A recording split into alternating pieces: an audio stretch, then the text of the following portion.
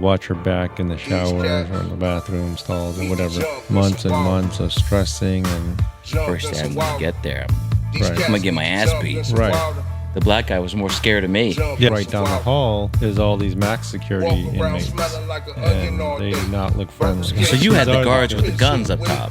Almost got my ass beat one time for doing that. Yeah. I kept apologizing, reaching over the dude's tray. You're listening to Criminal Code, our story behind bars.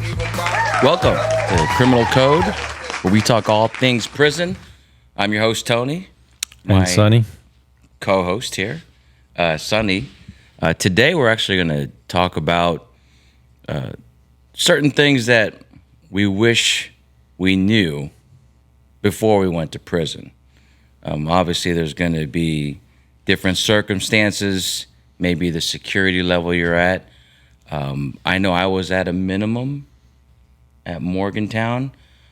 Were you Federal minimum too? BOP camp. Yeah, minimum.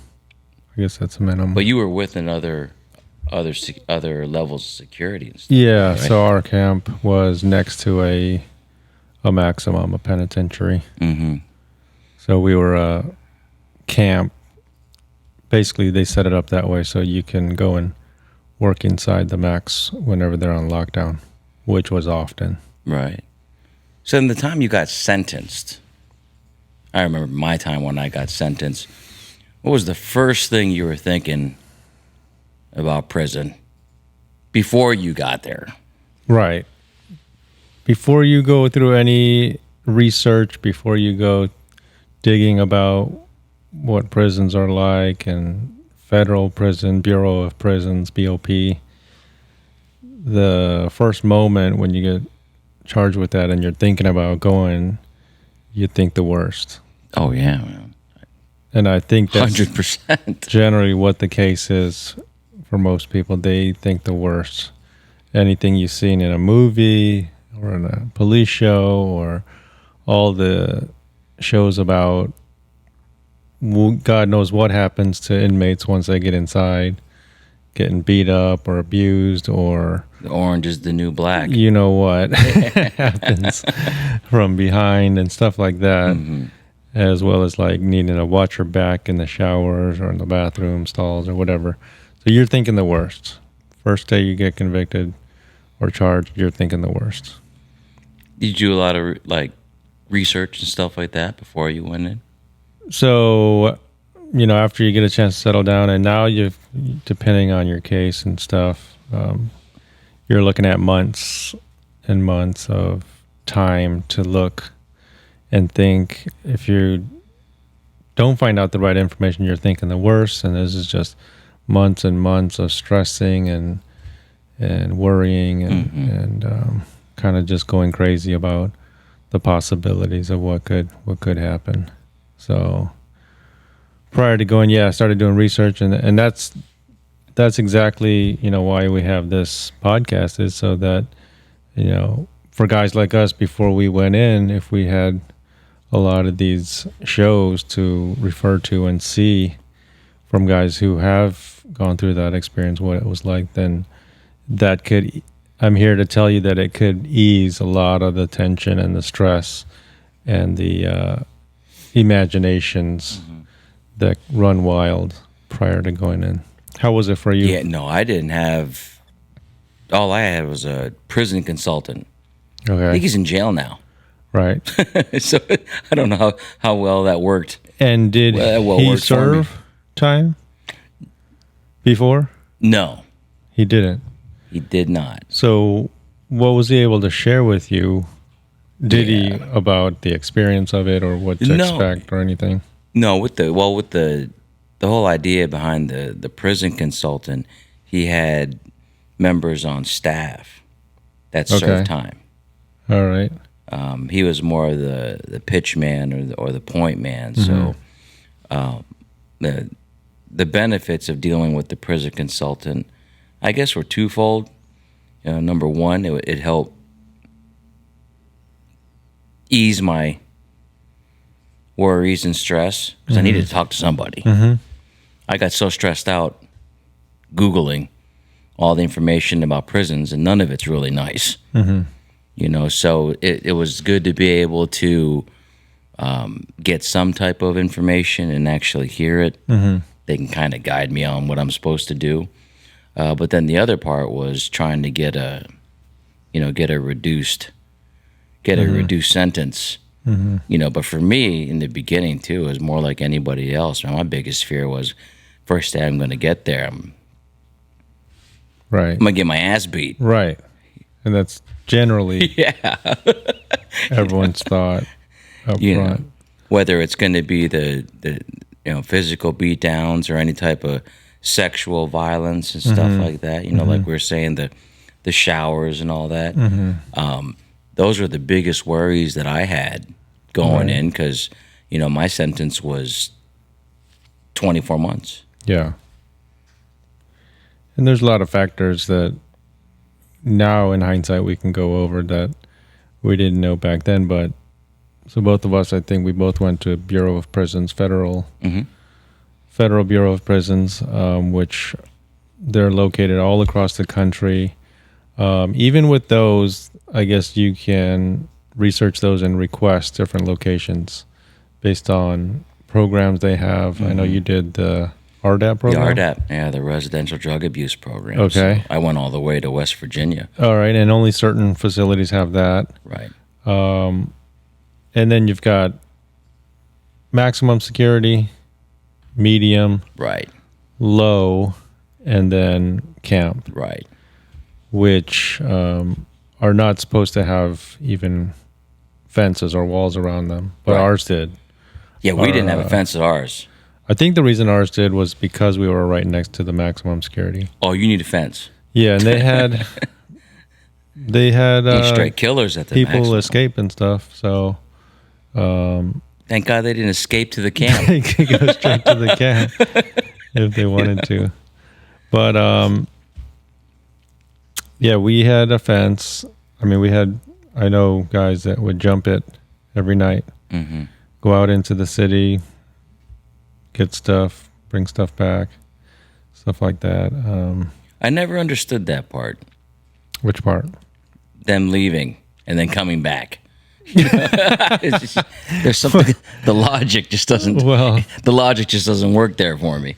so what if you find yourself and you're headed to potentially a camp, here are some positive things Right. for you to take a look at and Which we could both speak experience from. yeah, and realize. I mean, one of the reasons that those guys would jump and come back is because they most likely the reason you're at a camp is because you probably had 1, maybe 2 years in your sentence or in your sentence remaining.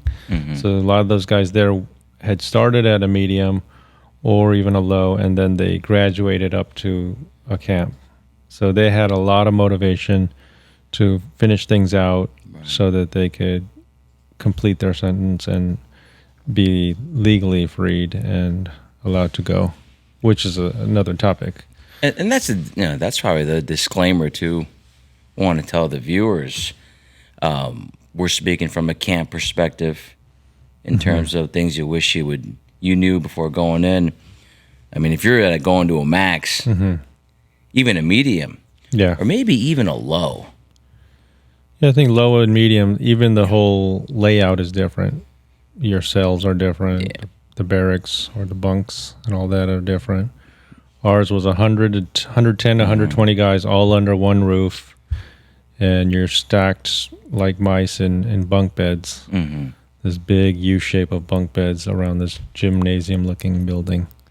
So, whereas Right. lows and mediums, you kind of got your own cell block with your cellie, and then there's like a communal space that you see on TV. And then there's the fears. 5 guys rushing in your cell and Right, whooping your ass or something Right. like that. Which those are always my biggest right. fears. My biggest calm was when I got to the facility when I got dropped off. So what was like that first day in? Oh man, I'll never forget it. I flew to Ohio. Then my brother drove me across the border to West Virginia, and then he dropped me off at the facility. Okay. And immediately I was like, "Oh wow, This looks like my tennis camp. Mm-hmm. So a lot of my fears went down a little bit, and then it kind of went back up again as soon as they slammed the door behind me. Mm-hmm.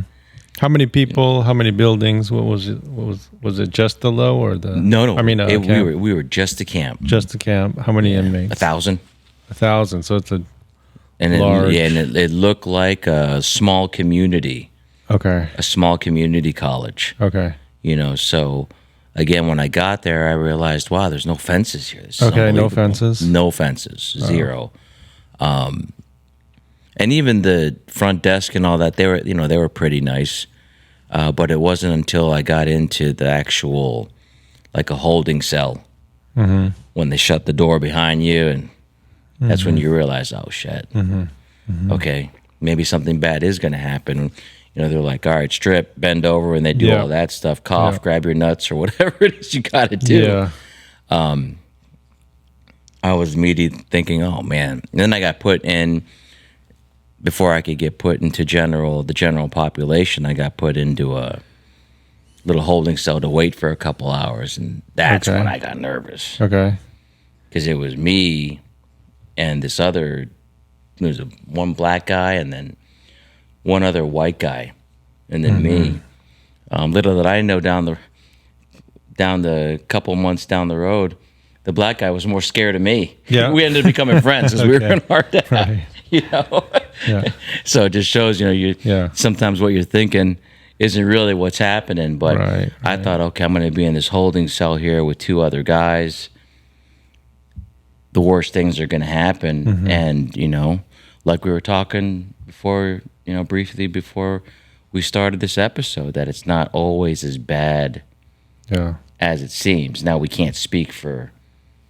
I've heard the stories about the maximum security. Sure. Yeah. So when I went, we had our minimum security camp, which was one building, and at this location, and it was next to the max. So when you go there, he told us to go to the back gate of the max, and they take you in there, and so you get processed in at the max. and you don't know that you're not coming out of there, but you go into the maximum security prison, which was like 1,500, 2,000 inmates, behind this huge fence, barbed wired fence. You go into this building, and that's where they first process you. So you have no idea if you're staying there, if you're coming out to the other building, which I didn't the first I went in, I didn't even know that was the camp. So I'm in a holding cell, like you mentioned, but right down the hall is all these max security inmates, and they do not look friendly. No, man. Total These different are the crowd. killers. So you had the guards with the guns up top. Yeah, we had the guys with the guns at the top. There was a tower there right at the entrance. So I'm getting processed, and I have no idea if I'm staying there. Am I going into another area or section? Which door? And the doors, they all suck. It's like a 4-hour process. Yeah. So No, it was terrible, man. they throw you these clothes that are oversized. You strip down, you do the whole search and all of that. They threw me a styrofoam container of food at one point for lunch, and I don't think I touched it. I looked at it. Oh, man, not much of an appetite. Not edible, white piece of bread and something else. And then, so I'm waiting there for 4 hours. Finally, I get my clothes that don't fit, my shoes that don't fit, and he walks me over to the back of the camp where I went in, and I walk across the street to this gym-looking building, which had a fence. Again, normal camps don't have a fence, but they had a fence around this one with the sharp barbed wire around the whole top. And I walk in, and it's probably about 5 o'clock, and the camp guys are coming back from their day jobs. Like we had a Unicore plant that was a e-waste processing plant on that site. So they're coming back. You slowly see more and more people walk in, and you're the new guy. And they show you to your bunk bed and your one locker, and you have nothing. You have the clothes that you brought, but you have nothing to put in the lockers. You haven't had commissary. You haven't bought anything. So you basically find a table. For me, it was finding an Asian table. There was like one guy there.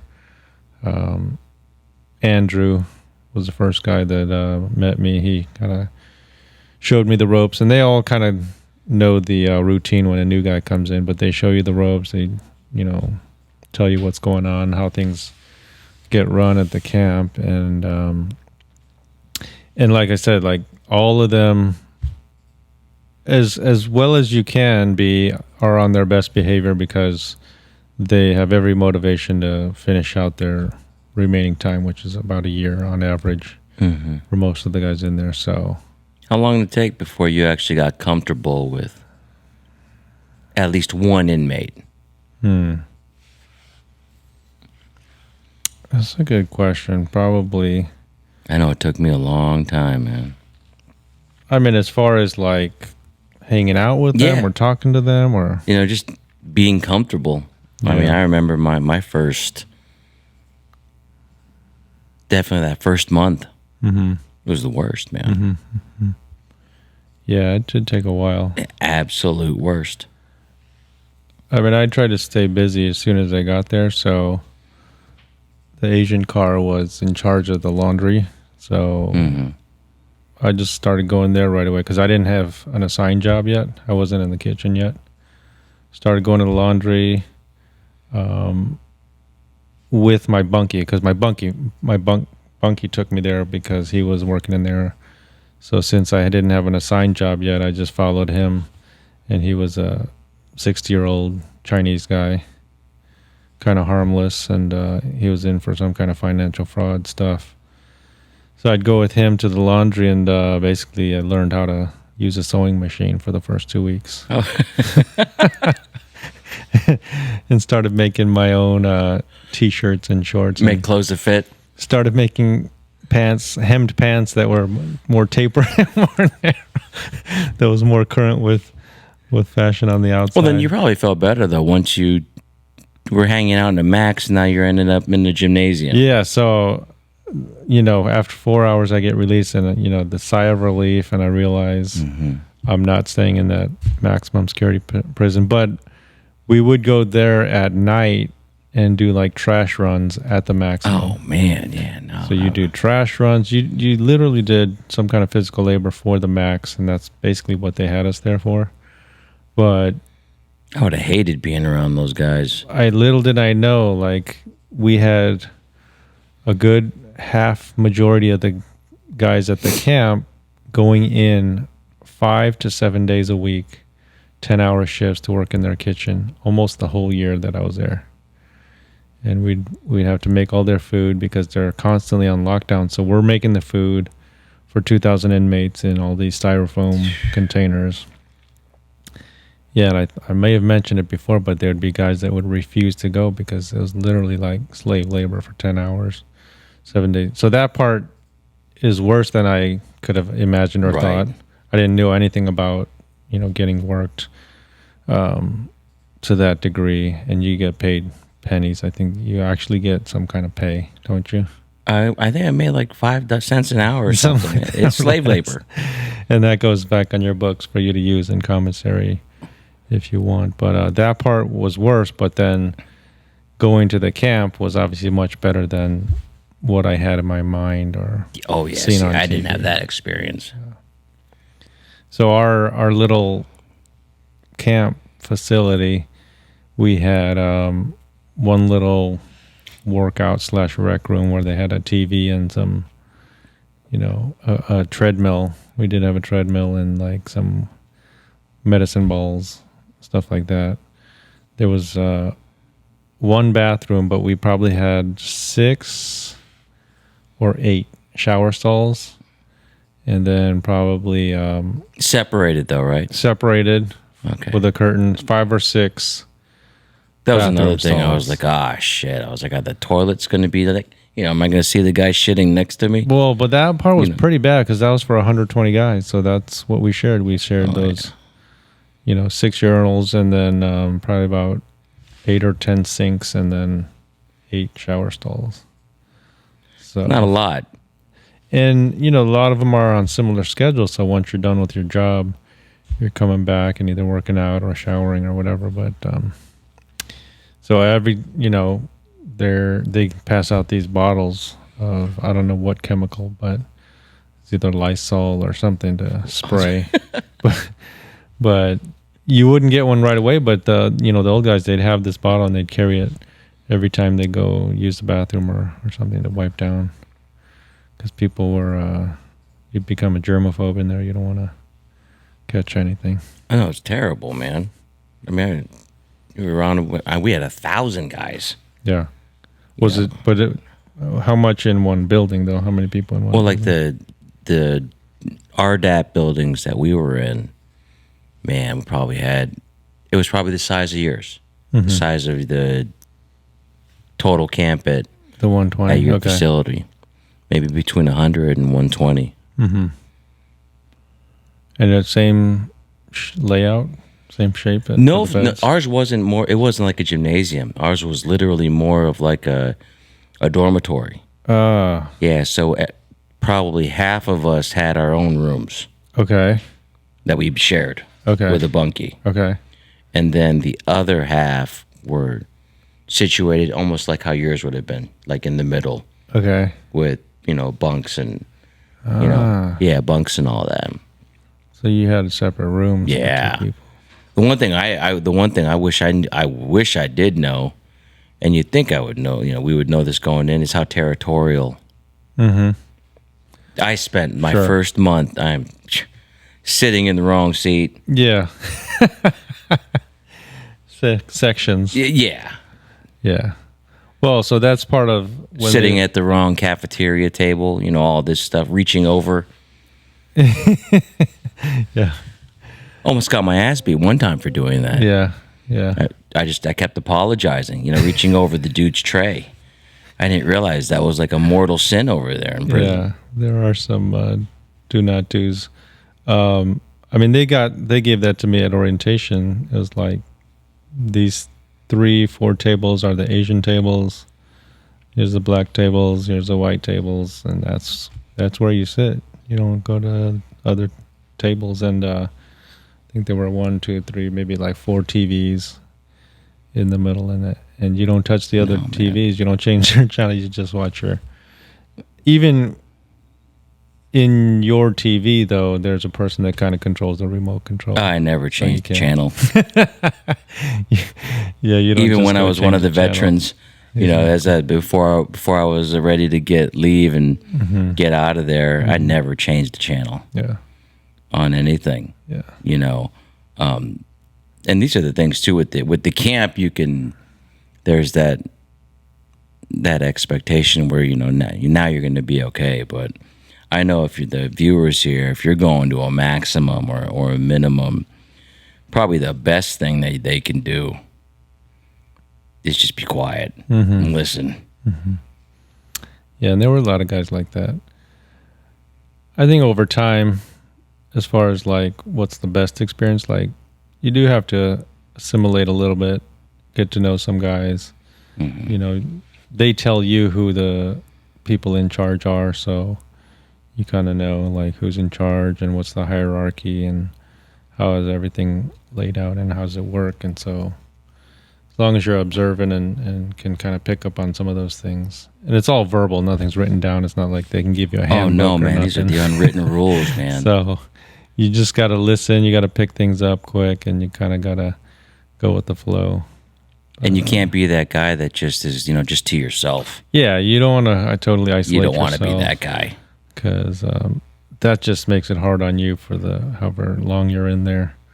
So I got to know people, I got introduced to JJ, the head of the Asian car, and I may have mentioned, but he told me to bring my bowl over, and this was for his birthday. And where'd you get the bowl? Well, it was just the bowl we were given. What'd you end up getting? Well, as a new guy, that's part of the thing. Like they had bowls, extra bowls, and they'd give you one if you didn't have commissary yet, so that you could eat. And he told me to bring my bowl over. This was like the first weekend, and he had orange chicken for his birthday, so he gave me a bowl of that, and I remember that. That went a long way. So we became friends, and then I got to know the other guys, and you go through your seasons or phases or whatever. So initially, I remember I'm not talking to too many guys, so they think I'm younger than I am. So I was sitting with the younger Asian guys when you should have been sitting with the senior citizens. Over on the other side. I think one of the guys kind of got irritated about it because, like, I was hanging out with the young guys. I was playing sports with them. I was playing, table tennis and working out with them and other stuff. And I could tell one of the guys, when he found out I was older, kind of got irritated and didn't want me to. You could tell he was like, I don't know. Was he an Asian dude? Yeah, it's like a Vietnamese guy. Oh, man. Did you smack him?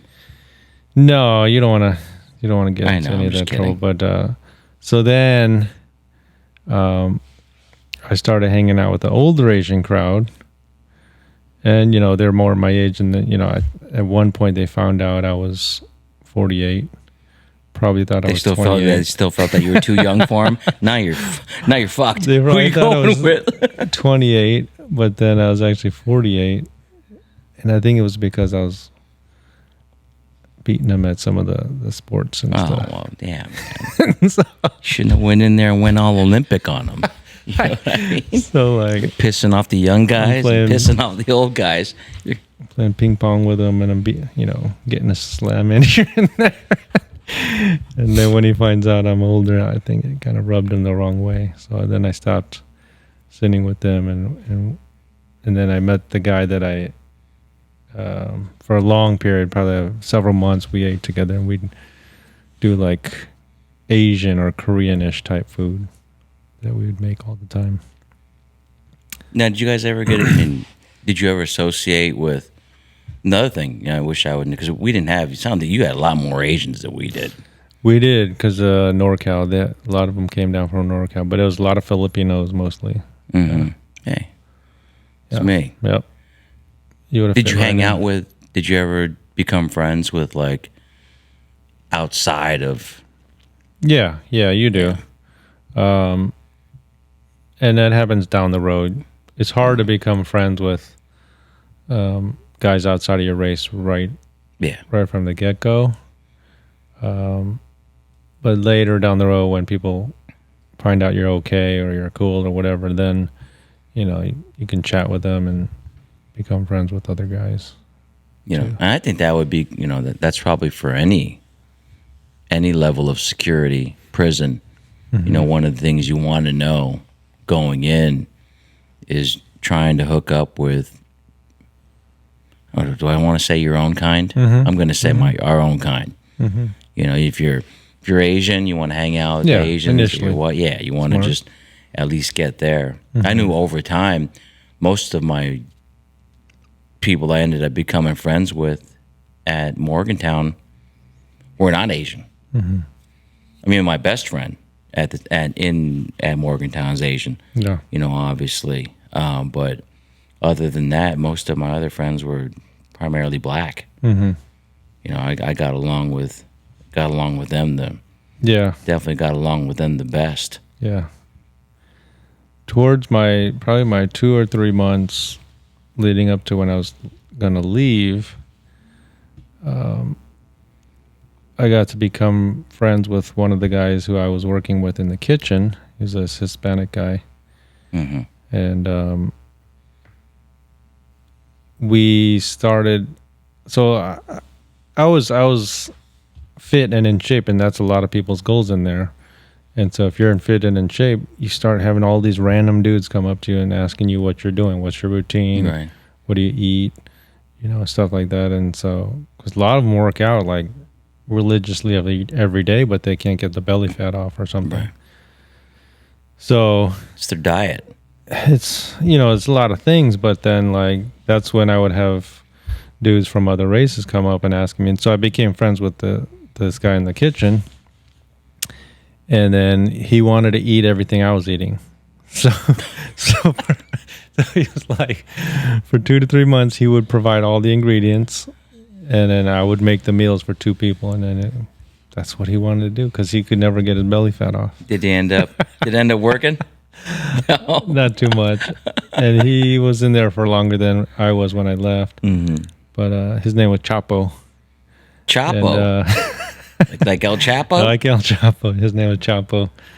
But hard exterior, but then like you get to know him and you're a friend, and then he's like a damn teddy bear. He'll do anything for you, yeah. But he's got your back and all that. So I was making it was always some kind of vegetables and some kind of protein. That's all I would eat every day. So, but I would make it tasty with like Asian-ish flavors and sauces and stuff like that. And I can just give them what I eat, but I don't know. It just, for some people it worked, some people it didn't. And that's why I like too. I always wonder what it would have been like if I ended up, because I was originally supposed to go to, was it Lompoc? I think it was, before I got transferred. That's the biggest one, yeah, out here. Yeah. Like, I don't know what that would have been. That's all different types of levels of security. Yeah, that one's huge. A ton of guys came to our camp from there, and that's where they produce like all the milk and dairy for all the BOPs in California that get shipped from there. So you had inmates driving from there to deliver dairy and different stuff.